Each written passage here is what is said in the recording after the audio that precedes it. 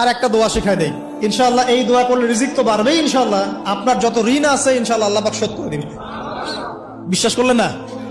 এই দোয়া শিখাই দিচ্ছি, এই জন্য আমাকে হাদিয়া দেওয়া দরকার, স্পেশালি আমাকে এখন হাদিয়া দেওয়া দরকার। এটা গুরুত্বপূর্ণ দোয়া শিখাই দিচ্ছি। আলী রাদিয়াল্লাহু আনহু বলেছেন, কোন ব্যক্তির যদি পাহাড়ের সমানও ঋণ থাকে, এই দোয়া যদি আমল করে আল্লাহ পাক ওই ঋণও শোধ করে দিবেন ইনশাআল্লাহ।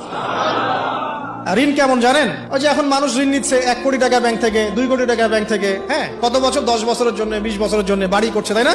তার ধারণা এমন যে সে মারা গেলে তার ঋণটা কেউ না কেউ শোধ করে দিবেই দিবে, তাই তো?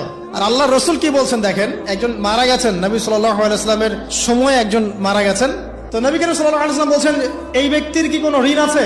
একজন সাহাবী বলেন, হ্যাঁ ইয়া রাসূলুল্লাহ, তো ঋণ আছে। নবীজি বললেন, তোমরা ওর জানাজা পড়ো, আমাকে ডেকো না, তোমরা ওর জানাজা পড়ে নাও, আমি জানাজা পড়তে চাচ্ছি না। আমি এখন কেমন করে আপনাকে বুঝাবো ঋণ কত ভয়ঙ্কর জিনিস?